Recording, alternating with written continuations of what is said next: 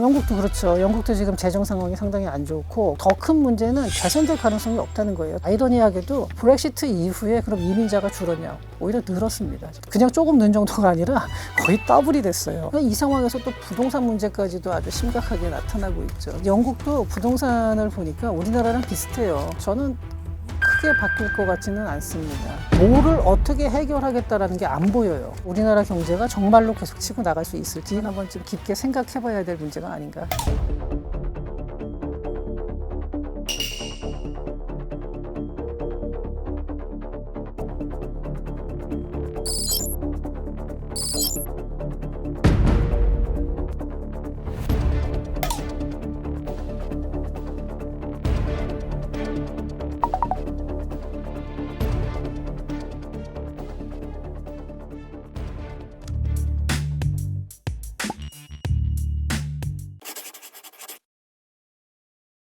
증세를 엄청 하지 않는다 하더라도 예. 사실 산업이 좀 활발하고 예. 돈을 잘 벌면 여기서 좀 해결이 그쵸. 될 수 있는 부분이 예, 있는데 예. 영국은 그런 영국은- 측면에서 좀 먹거리가 될 만한 산업이 지금 어떤 상태일까요? 그러니까 이게 더 답답한 거예요. 그래서 더 답답한 게 영국 경제가 과거에 비해서 서서히 안 좋아지면 안 좋아졌지 뭔가 좋아지는 게 잘 안 보여요. 아마 거의 대부분의 분들이 영국 그럼 뭐가 떠오르냐면 아무래도 금융이겠죠. 네. 실제로 금융이 아직도 강합니다. 근데 HSBC라든지 뭐 바클레이즈, 뭐 로이드 이런 금융회사들이 지금도 상당히 크죠. 국제적으로 영향력이 있고요. 그 다음에 또 하나는 통신사, 그러니까 뭐 언론이죠. 뭐 BBC나 로이터, 뭐 이런 가디언 이런 데 보면요, 그게 영국 내에서만이 아니라 세계적으로도 상당히 영향력이 있는 언론 매체들인데 그렇다고 해서 그게 뭐 국가 경제를 끌고 갈 만한 그런 단계는 아니고, 그 다음에 여기에다가 영국이 그나마 지금 현재 그래도 강한 게 지식 기반 서비스예요. 그러니까 주로 뭐 반도체 설계, ARM 같은 회사는 굉장히 네. 유명하죠. 그리고 그다음 뭐 건설 같은 경우도 설계. 그러니까 근데 이게 시공이나 이런 건 아니고 다 설계예요.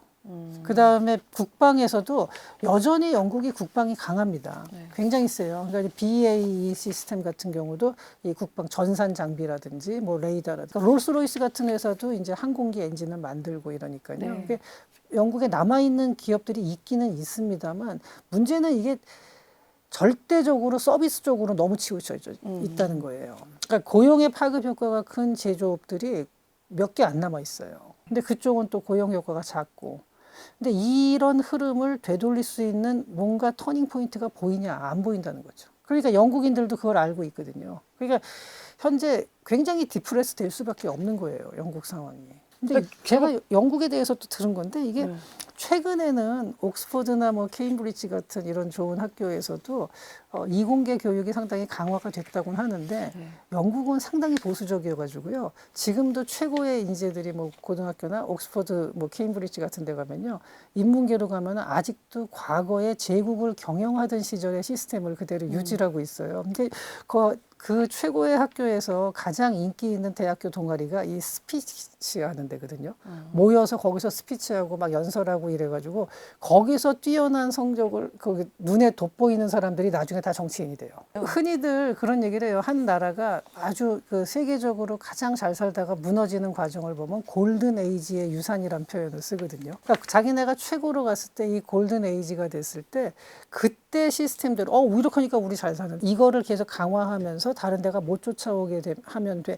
이 생각에 머물러져 있고 새로운 것으로 변화가 되지 않는 순간에 그 사회는 결국은 쇠락할 수밖에 없습니다. 근데 이 골든 에이지의 유산이라는 말을 어디서 쓰냐면은 그 당시 네덜란드가 영국한테 산업혁명에서 영국한테 밀렸던 것 있죠. 바로 그때 이제 그 모키르라고 노벨 경제학상을 받은 그 경제사학자가 있는데 그분이 네덜란드계 미국인이에요. 그리고 금융을 통해서 엄청나게 돈을 벌었는데 산업혁명은 영국에서 일어났거든요.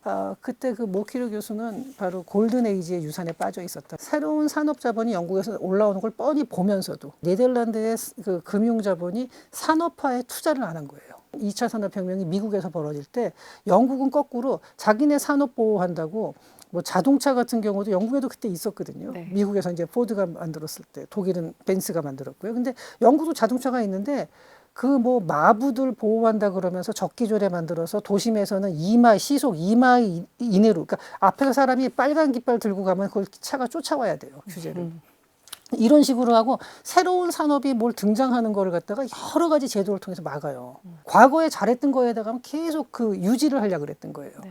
지금 현재 유럽은 90년대에서 2000년에 넘어오는 그 디지털 전환 과정에서 상당 부분을 실패를 했고, 이제 뭐 조금씩 바뀌고는 있는데 제조 기반이 사라지는 거를 그냥 눈 뜨고 보고만 있었던 거고, 다시 살리려는 노력조차도 안 했던 거죠. 이러한 것들이 이제 누적이 됐다라고 볼 수 있습니다. 사실 그 영국 브렉시트가 실질적으로 시행된 시기랑 예. 그 코로나가 겹친 것도 되게 컸던 것 같아요. 특히 영국이 물가 상승률이 정말 어마어마하게 높았었거든요. 그래서- 유럽 다른 나라들보다 훨씬 더. 저거에다 전쟁이 터졌어요. 러우 러시아 전쟁. 우크라이나. 예. 이것도 굉장히 큽니다. 이 브렉시트 자체로도, 그러니까 코로나가 아니더라도요. 제가 요걸 자료를 몇 개 가져왔습니다. 네. National Institute of Economic and Social Research라는 데인데, 이게 가장 오래된 영국의 그 경제 연구기관입니다. 네. 굉장히 권위 있는 데인데, 여기서는 브렉시트로 인해서 영국 GDP가 여러 가지 시나리오를 했을 때 4에서 10% 감소했다, 이렇게 얘기를 하고요. 영국 예산 책임청에서는 브렉시트로 인해서, 그러니까 영국 그때 유럽연합에 잔류했을 때에 비해서 약 4% 낮아진 걸로 추정을 했고, 미국의 NBER에서는 6에서 8% 감소한 걸로 추정을 해요. 그러면은 이 정도 격차면은 여러 가지가 겹치면서 굉장히 어려웠고, 그 다음에 다른 나라는 조금씩 회복을 해나갈 때 영국은 그 회복을 못하고 자꾸 그 침체의 늪에 빠져 있는 상태입니다. EU를 사실 벗어나고자 할 때는 네. 우리가 네. 드리는 비용이 많을 것이다고 해서 브렉시트를 한 거잖아요. 네. 근데 정작 나와놓고 보니 그 안에서 이 광역 경제권에서 누릴 수 있는 이점을 못 누리는 것이 결국은 그렇죠. 더 컸다. 네. 이런 상태인 거죠. 브렉시트를 할 당시에, 그러니까 두 가지예요. 하나는 그런 경제적인 이유, 근데 그 경제적인 이유 안에 이민자 문제가 있어요. 이민자 받아주는 거. 그러니까 이제 자꾸 이렇게 이민자가 들어오니까 그 저소득층의 일자리가 그들에게 잠식이 된다. 이런 것 때문에 실제로 브렉시트에 찬성을 했던 사람 보면은 도심이나 이런 고소득층보다 지방하고 그다음에 지금 저소득층이 많았거든요. 네. 내 일자리를 가져갈 수 있다. 예, 예. 그 다음에 또 하나는 정치적 주도권을 독일과 프랑스에게 뺏긴다. 특히 독일에게 뺏긴다라는 어떤 자존심도 있었어요. 그래서 브렉시트를 이제 결정을 했는데, 그게 참 아이러니하게도 브렉시트 이후에 그럼 이민자가 줄었냐? 오히려 늘었습니다, 지금. 네. 그냥 조금 는 정도가 아니라 거의 더블이 됐어요. 브렉시트 투표가 있었던 2016년에 이때 한 35만에서 37만 명 정도가 매해마다 순유입이 있었거든요. 네. 이민자들이. 그러니까 40만이 안 됐었는데, 이게 이제 2022년 3년 동안은 70만에서 90만 사이를 왔다 갔다 합니다. 그러니까 아니, 2배가 된 거예요. 이렇게 늘어날 일은 뭘까 싶은데요. 그 전까지는 주로 어디서 왔냐면 동유럽에서 많이 왔어요. 네. 폴란드계가 굉장히 많았었거든요. 근데 그거를 차단하고 나니까 건설 현장부터 시작해서 생산 현장이 돌아가지라는 거예요. 인력 부족으로. 근데 그렇게 쫓아내고 났을 때 과연 그럼 영국에 있는 젊은 층들이 그런 3D 잡을 잡겠냐 하는 거죠. 이거는 우리나라도 마찬가지입니다. 지금 네. 우리나라 취업이 어렵다 그러죠. 하지만 지방에 있는 중소기업, 생산직으로 가게 되면 또 사람이 없어요. 제가 아는 사람도 그 중소기업을 운영하는데, 지방이라 그래도 그렇게 멀지도 않아요. 인천인데, 네. 인천에 있는 남동공단인데, 거기서 현장 직원은 구할 수가 없답니다. 그렇다고 월급이 그렇게 못 살 정도로 적냐면 그렇지는 않거든요. 이것처럼 저 사람들 쫓아내면 우리 일자리가 생길 거다라고 얘기를 했지만, 실제로는 그 일자리를 다른 나라에서, 이제는 비EU권에서 오는데 약 85% 이상이 비EU권으로 대체가 됐습니다. 이민자가. 더 싼 가격으로 대기하는 사람들이 그만큼 많았다는 거예요. 근데 동유럽 사람들이 빠지면서 와르르 들어오면서 더 낮은 임금으로 이제 사람들이 채워지게 된 거죠. 사실 고용자들의 입장에서는 영국이 네. 굉장히 물가가 높았잖아요. 네. 그걸 이제 인건비를 낮추겠다고 하면서 웬만하면 이렇게 네. 받아들이고 이런 모습이 좀 크게 나타난 그렇죠. 거네요. 그러니까 그 전에는 이제 EU에 있는 노동자들을 데리고 왔을 때보다 오히려 더 싼 가격이고, 그 다음에 그러니까 이게 더 구석구석까지 들어가게 된 거예요. 오히려. 예. 그러니까 이게 더 갈등이 더 악화가 된 거죠. 인도, 나이지리아, 중국, 파키스탄, 짐바브웨, 여기서 이제 이게 순위가 이렇게 되거든요. 과거에는 그래도 동유럽에서 오니까 차라리 나아요. 이게 문화적으로도 비슷하고 언어 소통도 훨씬 쉬워요. 근데 이제는 이게 정말로 이제 아시아, 아프리카에서 오니까 문화 차이도 굉장히 큰 데다가 언어적인 그 차이도, 그러니까 말을 해도 잘 못 알아듣는다 이런 불만도 많이 나오고요. 이 상황에서 또 부동산 문제까지도 아주 심각하게 나타나고 있죠, 지금. 이게 영국도 부동산을 보니까 우리나라랑 비슷해요. 결국은 런던 중심으로 그러니까 몇몇 지역, 아주 부촌은 여전히 좋아요. 잘 살고 거기는 환경도 좋아요. 그러니까 그리고 학군 좋은 데가 비싸요, 역시. 도시도 옥스퍼드하고 케임브리지 같은 데는 주변 환경도 좋고 집값도 굉장히 비쌉니다. 네. 근데 그 런던도 그렇고요. 근데 그 외에 레드월이라 그러죠. 미국의 러스트벨트하고 비견되는 네네. 네, 그런 데 같은 경우는 지금 가보면은 정말 음산하고 무섭죠. 그리고 땅 그 집값의 격차도 굉장히 큽니다. 부동산 문제는 좀 닭이 먼저냐 달걀이 먼저냐 같은 느낌이 있는 게 양극화가 진행된 사회는 결국 부동산이 그렇게 양극화되고 또 부동산이 그렇게 양극화되다 보니 빈부격차가 더 나고 네. 약간 그런 측면이 좀 있는 것 같아요. 그런데 그 부동산 문제를 그나마 좀 완화하는 방법은 그러면은 그렇게 천정부지처럼 그 가격이 올라가는 지역들 있죠. 네. 그 지역에 부동산 공급이 늘어나면 그게 조금은 완화할 될 수가 있어요.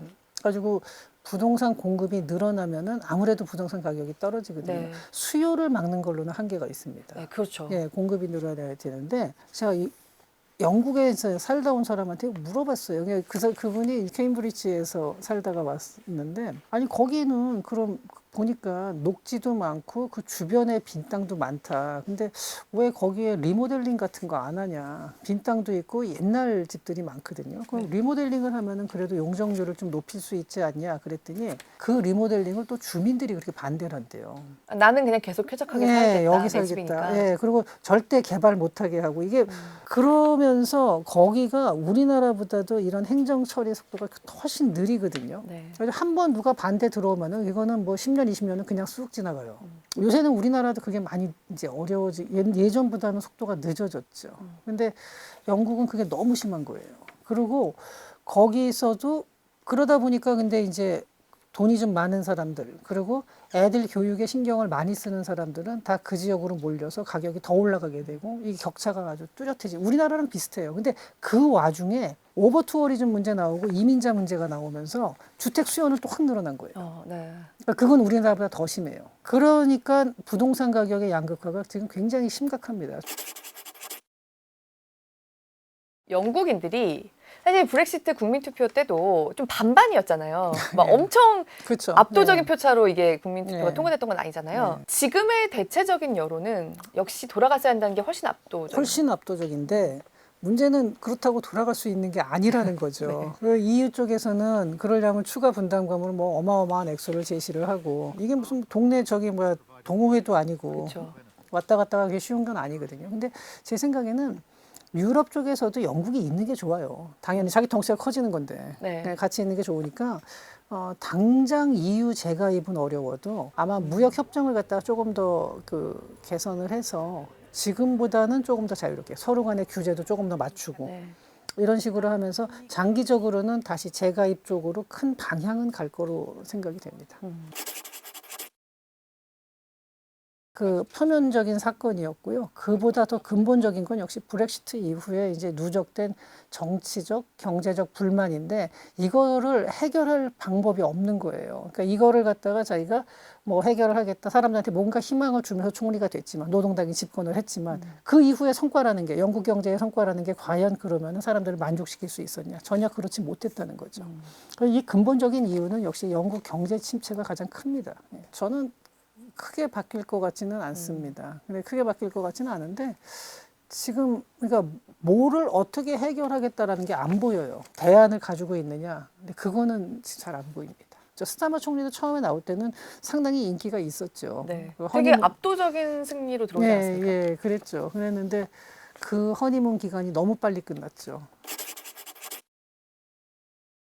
들으면서 자꾸 이제 우리나라 생각을 하게 되는데 또 우리나라는 이런 나라들보다는 굉장히 희망적인 것 같지만 아직까지는 그렇죠. 우리나라는 네. 적어도 디지털 전환에 실패했다는 말은 안 듣죠. 우리나라는 그래도 상당히 새로운 산업들이 나오고 있고 그 다음에 오래된 기업, 삼성이라든지 뭐 SK는 사실 선경이잖아요. 예전에 옷 그렇죠. 만들고 이러던. 네.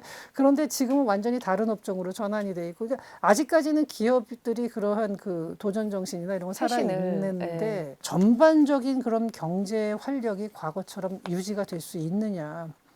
이거는 한번 좀 깊게 생각을 해봐야죠. 아, 우리가 그래 유럽처럼 거기 과거의 틀에는 아직까지는 안 갇히고 새로운 걸 자꾸 만들어내고 심지어는 뭐 문학 국가 경제에서 차지하는 비중은 작지만 K 컨텐츠 이런 것도 새로운 거잖아요. 그렇죠. 사실 과거에 네. 생각도 못했던 거. 그리고 푸드도 음식도 그렇고요. 근데 저는 그럼에도 불구하고 우리나라 경제가 정말로 과거의 활력을 유지하고 앞으로도 계속 치고 나갈 수 있을지 이거는 한번 글쎄요. 한번 이건 뭐 보는 입장에 따라서 달리 보이겠지만 한번 좀 깊게 생각해봐야 될 문제가 아닌가 싶습니다.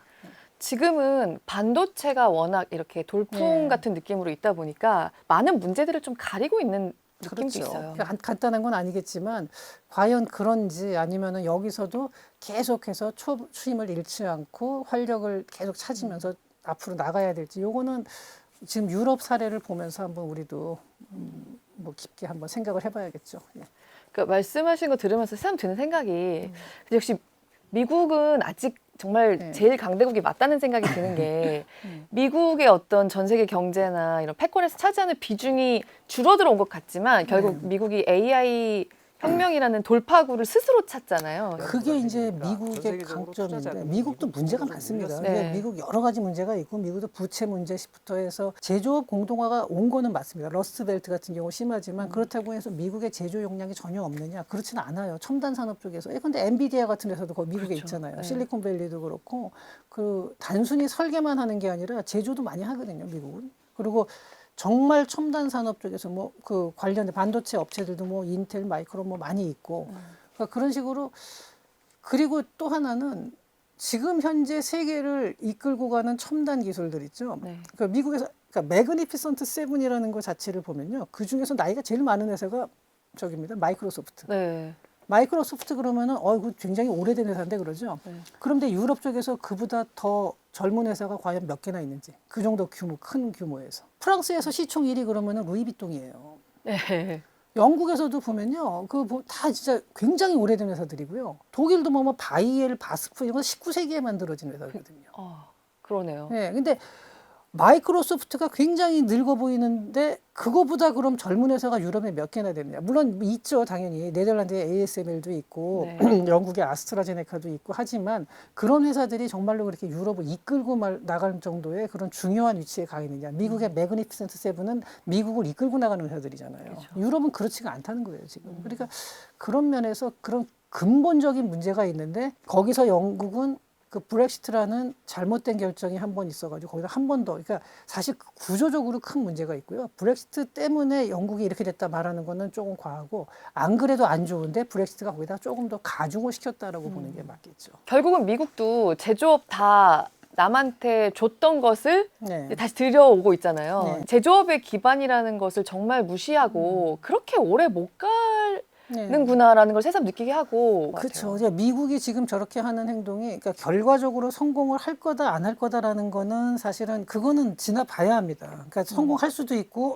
성공하지 못할 수도 있어요. 하지만 적어도 저런 식의 움직임이 나타나고 있고 아직은 인구 구조 면에서도 미국이 유럽보다는 훨씬 유리하고요. 더 젊은 나라고 이민자를 수용하는 태도. 미국에서도 물론 그런 이제 여러 가지 문제가 있죠. 유럽에 비해서는 그 배타성이 훨씬 덜하고 이민자를 받아들일 만한 여건이 더 잘 돼 있죠. 그런 거를 종합적으로 봤을 때 그런 면에서 미국과 유럽의 격차가 자꾸 벌어지고 있는 것이 아닌가 생각이 됩니다. 말씀하신 거 들으면서 결국 그러니까 이민 정책이라는 게 이제 어떤 전 세계에서 경제적으로 좀 더 부유한 나라들이 다 겪게 되는 문제라고 할 수가 있는데 네. 실질적으로 그 필요성을 인정을 하고 네. 최대한 이 사회에 좀 이렇게 적응을 하게 하는 식으로 서서히 진행되는 것이 베스트다. 그렇죠. 예. 근데 그래서 저는 우리나라가 유럽보다는 조금 낫다라고 보는 거예요. 유럽은 너무 급하게 받았어요. 그리고 근데 그게 뭐 여러 가지 이유가 있었죠. 네. 근데 그 여러 가지 난민 문제도 있고 굉장히 많았었는데 그렇다 하더라도 그거를 갖다가 좀 속도 조절이 필요했었고, 근데 우리나라는 지금 유럽만큼 급한 속도는 아닙니다만 우리나라도 앞으로 한 10년, 20년 지난 다음에 그 이민자들이 사회에서 건전한 시민으로서 같이 융화될 수 있는 이런 거를 조성하려고 아마 뭐 노력 지금 하고 있고, 이거 지금 제 생각에는 좀 굉장히 그거를 우리가 그 심각하게 받아들여야 되는 것만큼은 분명합니다. 지금의 유럽이 나가고 있는 그런 방향이라든가 실수들을 보면서 한국이 진짜 가장 좀 반면교사로 이건 정말 시급하게 삼아야 된다. 그런 게 어떤 게 있을까요? 우리가 지금 현재 잘 산다고 해도 지금 현재하고 그럼 똑같이 하면서 지금 있는 걸 나눠 먹어도 계속해서 이 상태가 유지될 수 있느냐? 절대 그렇지 않습니다. 네. 뒤에 추격자가 반드시 있는 거고, 그 다음에 우리가 시간이 지나면은 당연히 산업 구조가 조금씩은 바뀌죠. 워라밸 같은 것도 당연히 중요한 거는 맞습니다만 그 모든 게 항상 균형이에요. 근데 어느 순간에 그 균형을 놓치는 순간에 사회는 굉장히 그 쇠락할 수밖에 없습니다. 그래서 이런 얘기를 해요. 제가 제조 기반이 반드시 필요하고, 그래도 그러한 어느 정도의 그 근로 의식 같은 거는 반드시 가지고 있어야 된다. 이렇게 얘기를 하면은 이제 시대에 뒤떨어진 사람이 되거든요. 저 같은 사람은. 그게 어느 균형입니다. 그러니까 네. 어느 한쪽으로 100% 갈 수는 없어요. 맞아요.